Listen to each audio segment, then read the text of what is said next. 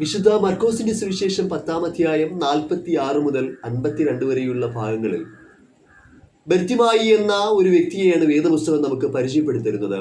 യേശു കർത്താവിന്റെ സന്നിധിയിലേക്ക് ഈ ബർത്തിമായി കടന്നു വന്നപ്പോൾ അവൻ കാഴ്ച പ്രാപിക്കുകയും യേശുവിനെ അനുഗമിക്കുകയും ചെയ്തതായിട്ട് വേദപുസ്തകത്തിൽ അടയാളപ്പെടുത്തിയിട്ടുണ്ട്. ഈ ഭാഗം എന്ന് പറയുന്നത് സൗഖ്യത്തിന്റെ സാക്ഷീകരണം മാത്രമല്ല രേഖപ്പെടുത്തിയിരിക്കുന്നത്, നേരെ മറിച്ച് ഒരു അനുഗമനത്തിന്റെ സാക്ഷീകരണത്തെക്കുറിച്ച് കൂടെ അവിടെ രേഖപ്പെടുത്തിയിട്ടുണ്ട്.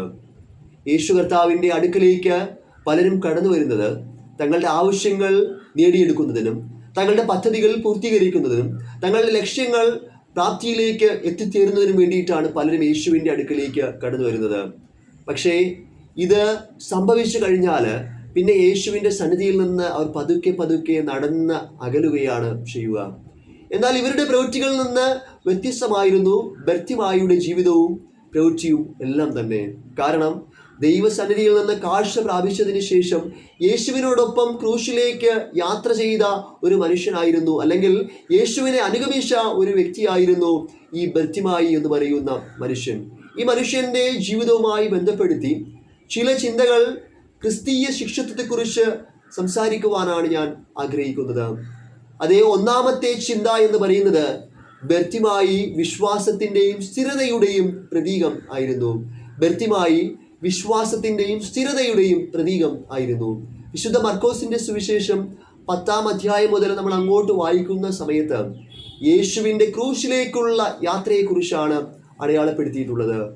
ഓരോ അധ്യായങ്ങളും യേശു ക്രൂശിലേക്ക് അടുക്കുന്നതായിട്ട് വായനക്കാരന് ഒരുപക്ഷെ അനുഭവിക്കുവാനായിട്ട് സാധിക്കും, വായിച്ച് അറിയുവാനായിട്ട് സാധിക്കും. ഇവിടെ യേശു 10-ാം അധ്യായം 46-ാമത്തെ വാക്യത്തിൽ എരിഹോ പട്ടണത്തിലൂടെ കടന്നു പോയിക്കൊണ്ടിരിക്കുകയാണ്. കടന്നു പോകുന്ന സമയത്ത് ആരും തന്നെ നോക്കാത്ത, ആരും തന്നെ അംഗീകരിക്കാത്ത, ആരും തന്നെ മൂല്യം നൽകാത്ത ഒരു വ്യക്തി അവിടെ ഭിക്ഷ യാചിച്ചുകൊണ്ട് ഇരിക്കുകയാണ്. കാഴ്ചയില്ലാത്ത ഒരു വ്യക്തി അവിടെ ഭിക്ഷ യാചിച്ചുകൊണ്ട് ഇരിക്കുകയാണ്. അവൻ്റെ പേരാണ് ബർത്തിമായി. അവൻ യേശുവിൻ്റെ സാന്നിധ്യം മനസ്സിലാക്കിയപ്പോൾ അവിടെ കിടന്ന് നിലവിളിക്കുകയാണ്, യേശുവേ ദാവീദ് പുത്ര എന്നോട് കരുണയുണ്ടാകണമേ, യേശുവേ ദാവീദ് പുത്ര എന്നോട് കരുണയുണ്ടാകണമേ. യേശുവിൻ്റെ ആളത്വത്തെക്കുറിച്ച് വ്യക്തമായി അകക്കണ്ണിലൂടെ ധാരണയുള്ള ഒരു വ്യക്തിയായിരുന്നു ഈ ബർത്തിമായി എന്ന് പറയുന്ന കുരുടൻ. കാരണം അവന് കാഴ്ചയില്ല എങ്കിലും യേശു ആരാണെന്നൊരു ധാരണ അവന് ഉണ്ടായിരുന്നു. ദാവീദ് പുത്ര എന്ന് വിളിച്ചാണ് യേശുവിനെ അവൻ അഭിസംബോധന ചെയ്യുന്നത്. അതേ, തൻ്റെ മശിഹയാണ് യേശു എന്ന് വ്യക്തമായൊരു ധാരണ ഈ മനുഷ്യൻ്റെ ജീവിതത്തിൽ ഉണ്ടായിരുന്നു. യേശുവിനെ ഇങ്ങനെ അവൻ വിളിച്ചപ്പോൾ, യേശുവിൻ്റെ സന്നിധിയിൽ അപേക്ഷയുടെ നിലവിളിയുമായിട്ട് അവൻ കടന്നു വന്നപ്പോൾ ചുറ്റുമുണ്ടായിരുന്ന ജനക്കൂട്ടം അവനെ ശാസിക്കുകയാണ്, അവനെ നിശബ്ദനാക്കി മാറ്റുവാനായിട്ട് ശ്രമിക്കുകയാണ്, മിണ്ടാതിരിക്കുവാനായിട്ട് അവനെ ശാസിക്കുകയാണ്. അതെ, അവനെ നിശബ്ദനാക്കി മാറ്റുവാനായിട്ട് അവർ ശ്രമിച്ചിട്ടും യേശുവിലുള്ള അവൻ്റെ വിശ്വാസം വലിയത് ആയിരുന്നതുകൊണ്ട് 47-ാം വാക്യത്തിലാണ് അവൻ നിലവിളിച്ചതായിട്ട് രേഖപ്പെടുത്തിയിട്ടുള്ളത്. എന്നാൽ 48-ാമത്തെ വാക്യം നാം വായിക്കുന്ന സമയത്ത് അവിടെ പറയുന്നത് അവൻ കുറച്ചുകൂടെ അധികം ഉച്ചത്തിൽ നിലവിളിച്ചു എന്നാണ്. ഇംഗ്ലീഷ് ബൈബിളിൽ പറയുന്നത് ഈവൻ മോർ ലൗഡ്ലി എന്നാണ് പറയുന്നത്. കൂടുതൽ തീവ്രമായി അവൻ നിലവിളിച്ചു എന്നാണ് പറയുന്നത്. അവൻ്റെ വിശ്വാസത്തെ നിശബ്ദനാക്കുവാനായിട്ട് ചുറ്റുപാടുമുള്ള എല്ലാ സാഹചര്യങ്ങളും ഒരുമിച്ച് ചേർന്ന് ശ്രമിച്ചപ്പോഴും അവൻ സ്ഥിരതയോടുകൂടെ നിൽക്കുകയാണ്. അവൻ കൂടുതൽ തീവ്രതയോടുകൂടെ വിശ്വസിക്കുകയാണ്. എത്ര തന്നെ അവൻ്റെ വിശ്വാസത്തെ നിശബ്ദമാക്കി മാറ്റുവാനായിട്ട് ചുറ്റുമുള്ള സാഹചര്യങ്ങൾ ശ്രമിച്ചിട്ടും അതിനൊന്നും തന്നെ അവൻ്റെ വിശ്വാസത്തെ നിശബ്ദമാക്കി മാറ്റുവാനായിട്ട് സാധിക്കുന്നില്ല. അതേ, അവൻ കൂടുതൽ ദൈവസന്നിധിയിൽ വിശ്വസിക്കുകയാണ്. അവൻ കൂടുതൽ ശക്തിയോടുകൂടെ ദൈവസന്നിധിയിൽ നിലവിളിക്കുകയാണ്. പലപ്പോഴും നമ്മുടെ കണ്ണുനീരുകളും ദൈവസന്നിധിയിലുള്ള അപേക്ഷകളും ചുറ്റുപാടുമുള്ള സാഹചര്യങ്ങൾ ചേർന്ന് നിശബ്ദമാക്കി മാറ്റുവാനായിട്ട് ശ്രമിച്ചിട്ടുണ്ട്. ചിലരൊക്കെ അതിൽ വീണുപോയിട്ടും ഉണ്ട്. അതെ, എൻ്റെ വിശ്വാസം ദൈവം കാണുന്നില്ല, എൻ്റെ പ്രാർത്ഥനകൾ, എൻ്റെ നിലവിളികൾ ദൈവം കേൾക്കുന്നില്ല എന്ന ചിന്തയോടുകൂടെ ദൈവസന്നിധിയിൽ നിന്ന് അകന്നു പോയിട്ടുണ്ട്. എന്നാൽ ബർത്തിമായി എന്ന കുരുടന്റെ വിശ്വാസത്തെ നിശബ്ദമാക്കി മാറ്റുവാനായി ശ്രമിച്ചപ്പോൾ അവൻ കൂടുതൽ ശക്തിയോടുകൂടെ ദൈവത്തിൽ വിശ്വസിക്കുകയാണ്. കൂടുതൽ ശക്തിയോടുകൂടെ അവൻ ക്രിസ്തുവിൽ വിശ്വസിക്കുകയാണ്. അവൻ്റെ വിശ്വാസം ദൈവം കാണുകയാണ്. യേശു അവൻ്റെ വിശ്വാസം കാണുകയാണ്. എന്നിട്ട് അവനോട് പറയുകയാണ്, നിന്റെ വിശ്വാസം വലിയത്, അതേ നിന്റെ വിശ്വാസം പോലെ നിനക്ക് ഭവിക്കട്ടെ എന്ന് പറഞ്ഞ് അവന് കാഴ്ച നൽകുന്ന ഒരു കാഴ്ച വേദപുസ്തകം നമുക്ക് കാണിച്ചു തരുന്നുണ്ട്. അതേ, നമ്മുടെ ജീവിതങ്ങളിലും വിശ്വാസത്തിലെ സ്ഥിരത നമുക്ക് അത്യാവശ്യമാണ്. വിശ്വാസത്തിലെ സ്ഥിരത ഇല്ല എങ്കിൽ നമുക്ക് യേശുവിൻ്റെ സന്നിധിയിലേക്ക് അടുത്തു വരുവാനായിട്ട് സാധിക്കുകയില്ല. ചുറ്റുമുള്ള സാഹചര്യങ്ങൾ ഒരുമിച്ച് ചേർന്ന് നമ്മുടെ വിശ്വാസത്തെ നിശബ്ദരാക്കി മാറ്റുവാനായിട്ട് ശ്രമിക്കും. പക്ഷേ അതിലുപരിയായിട്ട് ദൈവത്തിൽ വിശ്വസിക്കുവാനായിട്ട് നമുക്ക് സാധിക്കണം. ഒരു ക്രിസ്തു ശിഷ്യൻ്റെ, ഒരു ക്രിസ്തുവിനെ അനുഗമിക്കുന്ന വ്യക്തിയുടെ ഏറ്റവും പ്രധാനപ്പെട്ട ഗുണമെന്ന് പറയുന്നത് അചഞ്ചലമായ വിശ്വാസമാണ്. അതേ, അചഞ്ചലമായ വിശ്വാസം ഉണ്ട് എങ്കിൽ മാത്രമേ യേശുവിനെ നമുക്ക് അനുഗമിക്കുവാനായിട്ട് സാധിക്കുകയുള്ളൂ.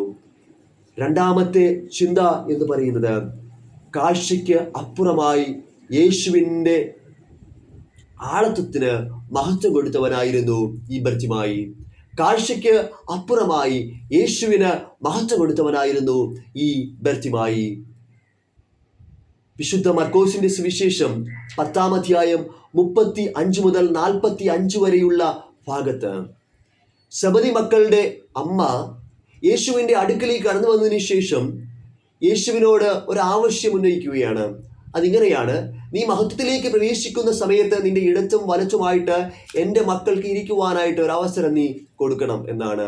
അപ്പോൾ യേശു പറയുന്നുണ്ട്, അതൊക്കെ പിതാവിൻ്റെ ഇഷ്ടമാണ്. പക്ഷേ നിങ്ങൾ ആരെങ്കിലും മഹാനാകുവാനായിട്ട് ഇച്ഛിക്കുന്നുവെങ്കിൽ, ആഗ്രഹിക്കുന്നുവെങ്കിൽ നിങ്ങൾ സേവനം ചെയ്യണം, മറ്റുള്ളവരുടെ ശുശ്രൂഷക്കാരായി മാറേണ്ടത് ആവശ്യമെന്ന് പറയുകയാണ്. എന്നെ അനുഗമിക്കണമെന്ന് അവരോട് പറയുകയാണ്. അത് ക്രൂശിൻ്റെ വഴി എന്ന് പറയുന്നത് എളുപ്പത്തിൽ നേടിയെടുക്കുവാനായിട്ട് സാധിക്കുന്ന ഒന്നല്ല. അല്ലെങ്കിൽ സ്വർഗരാജ്യം എന്ന് പറയുന്നത് എളുപ്പത്തിൽ നമുക്ക് നേടിയെടുക്കുവാനായിട്ട് സാധിക്കുന്ന ഒന്നല്ല എന്നുള്ള രീതിയിൽ യേശു അവരോട് സംസാരിക്കുകയാണ്. ആ ഭാഗം അവസാനിക്കുന്ന വാക്യത്തിലാണ്, 46-ാമത്തെ വാക്യത്തിലാണ് നമ്മുടെ ബർത്തിമായിയുടെ സംഭവത്തെക്കുറിച്ച് രേഖപ്പെടുത്തിയിട്ടുള്ളത്. അവൻ കഴിഞ്ഞ നാളുകളിൽ, ഈ ബർത്തിമായി എന്ന് പറയുന്ന കുരുടനായ മനുഷ്യൻ കഴിഞ്ഞ നാളുകളിൽ വളരെ ആഗ്രഹത്തോടുകൂടെ കാത്തിരുന്ന ഒരു ആവശ്യമായിരുന്നു അവൻ്റെ കാഴ്ച എന്ന് പറയുന്നത്. യേശു അവന് കാഴ്ച കൊടുക്കുന്നുണ്ട്. യേശു അവന് കാഴ്ച കൊടുത്തപ്പോൾ സാധാരണക്കാരനായ ഒരു വ്യക്തിയായിരുന്നുവെങ്കിൽ തൻ്റെ ആഗ്രഹം ഇതാ ലഭിച്ചിരിക്കുകയാണ്.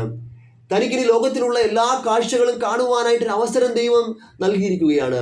തനിക്കിനി ഭവനത്തിലേക്ക് തിരിച്ചു പോകാം, മറ്റുള്ളവരുമായി ചേർന്ന് ലോകത്തിൻ്റെ കാഴ്ചകൾ എനിക്ക് കാണാം, ലോകത്തെ എനിക്ക് ആസ്വദിക്കാം എന്നൊന്നും പറഞ്ഞ് അവന് വേണമെങ്കിൽ തിരിച്ച് പോകാമായിരുന്നു. പക്ഷേ ഇവിടെ കാഴ്ച പ്രാപിച്ചപ്പോൾ ഇവിടെ വേദപുസ്തകം അവനെക്കുറിച്ച് സാക്ഷീകരിക്കുന്നത് ഇങ്ങനെയാണ്. 10-ാം അധ്യായം 52-ാമത്തെ വാക്യത്തിൽ പറയുന്നത്, യേശുവിൻ്റെ യാത്രയിൽ യേശുവിനെ അവൻ അനുഗമിച്ചു എന്നാണ്. അല്പം കൂടെ വ്യക്തമായിട്ട് പറഞ്ഞാൽ യേശുവിൻ്റെ ക്രൂശിലേക്കുള്ള യാത്രയിൽ യേശുവിനെ അവൻ അനുഗമിച്ചു എന്നാണ് ഇവിടെ വേദപുസ്തകം നമുക്ക് പറഞ്ഞു തരുന്നത്. അതെ, പലപ്പോഴും നമ്മുടെ ജീവിതങ്ങളിൽ പലരും യേശുവിൻ്റെ അടുക്കലേക്ക് കടന്നു വരുന്നത് തങ്ങളുടേതായിട്ടുള്ള ആവശ്യങ്ങൾക്ക് വേണ്ടിയിട്ടാണ്. ഈ ആവശ്യങ്ങൾ നേടിയെടുത്തതിന് ശേഷം യേശുവിൽ നിന്നവർ നടന്നകലുകയാണ് പതിവ്. എന്നാൽ ബർത്തിമായി എന്ന് പറയുന്ന മനുഷ്യൻ നമുക്ക് പറഞ്ഞു തരുന്നത്, ഓരോ ക്രൈസ്തവ വിശ്വാസിയും, ഓരോ ക്രൈസ്തവ ശിഷ്യന്മാരും, യേശുവിനെ അനുഗമിക്കുന്ന ഓരോ വ്യക്തി ജീവിതങ്ങളും യേശുവിൻ്റെ മഹത്വത്തെ മനസ്സിലാക്കണം. ഈ ഭൗതികമായ നന്മകൾക്ക് അപ്പുറമായിട്ട് യേശുവിൻ്റെ മഹത്വത്തെ മനസ്സിലാക്കി ക്രൂശിലേക്കുള്ള യാത്രയിൽ യേശുവിനോടൊപ്പം ചേരുക എന്നതാണ്, യേശുവിനോടൊപ്പം നടക്കുക എന്നതാണ് ഈ മനുഷ്യൻ നമുക്ക് പറഞ്ഞു തരുന്ന വലിയൊരു പാഠം. 2 കാര്യങ്ങളാണ് ഈ ബർത്തിമായി എന്ന മനുഷ്യൻ നമ്മെ ഓർമ്മപ്പെടുത്തുന്നത്. ഒന്നാമത്തെ ചിന്ത എന്ന് പറയുന്നത് വിശ്വാസത്തില് സ്ഥിരതയുള്ളവരായിരിക്കണം ക്രിസ്തുവിൻ്റെ ശിഷ്യന്മാര്. ക്രിസ്തുവിനെ അനുഗമിക്കുന്നവര് വിശ്വാസത്തിൽ സ്ഥിരതയുള്ളവര് ആയിരിക്കണം. എത്ര തന്നെ പ്രതികൂല അവസ്ഥകൾ കടന്നു വന്നാലും, എത്ര തന്നെ നമ്മുടെ ചുറ്റുപാടുമുള്ള പ്രതികൂല അവസ്ഥകൾ നമ്മെ നിശബ്ദരാക്കി മാറ്റുവാൻ ശ്രമിച്ചാലും, കൂടുതൽ ശക്തിയോടുകൂടെ, കൂടുതൽ പ്രാർത്ഥനയോടുകൂടി, കൂടുതൽ വചനധ്യാനത്തോടുകൂടെ ദൈവത്തിൽ വിശ്വസിക്കുവാനായിട്ട് ശ്രമിക്കുക എന്നതാണ്. രണ്ടാമത്തെ ചിന്ത എന്ന് പറയുന്നത്. രണ്ടാമതായി ബർത്തിമായി എന്ന് പറയുന്ന മനുഷ്യൻ നമ്മെ പഠിപ്പിക്കുന്നത് എന്ന് പറയുന്നത് കാഴ്ചകൾക്ക് അപ്പുറമായി, ലൗകികപരമായിട്ടുള്ള നന്മകൾക്ക് അപ്പുറമായി യേശുവിൻ്റെ മാഹാത്മ്യം, യേശുവിൻ്റെ മഹത്വം മനസ്സിലാക്കി യേശുവിനെ അനുഗമിക്കുക എന്നത് ആണ്. അതേ, ബർത്തിമായി എന്ന വാക്കിൻ്റെ അർത്ഥം ദ സൺ ഓഫ് തീമായി എന്നാണ്. തീമായിയുടെ മകൻ എന്നാണ് ബർത്തിമായി എന്ന വാക്കിൻ്റെ അർത്ഥം. എന്നാൽ തീമായി എന്ന വാക്കിൻ്റെ അർത്ഥം to be owned, to be valued എന്നൊക്കെയാണ്. അതേ, ബഹുമാനിക്കേണ്ട, ആദരിക്കേണ്ട, മൂല്യം കൽപ്പിക്കേണ്ട എന്നൊക്കെയാണ്.